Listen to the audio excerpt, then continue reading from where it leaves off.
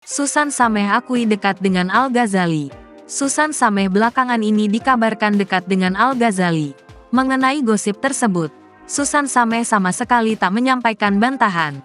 Akhir-akhir ini ia mengaku sering main dan jalan bareng anak sulung musisi Ahmad Dhani tersebut. Kalau dekat, memang akhir-akhir ini kita sering main dan jalan bareng. Sama dia, Al, Jihan, L.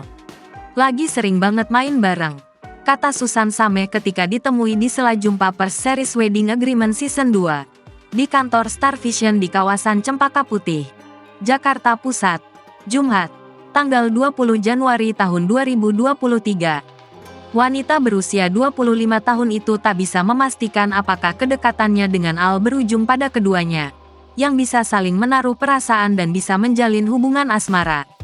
Kalau ditanya ke depannya, aku tidak menutup kemungkinan.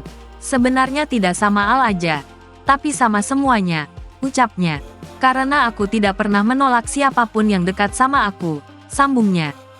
Mantan kekasih Billy Syahputra itu merasa sosok Al adalah lelaki yang baik dan seru. Sehingga, itu alasannya Susan sering main bersama anak dari Ahmad Dhani dan Maya Estianty itu beberapa hari belakangan ini. Kalau nyaman atau enggak, pastinya nyaman. Kalau enggak, ya aku gak akan main sama dia, ungkapnya.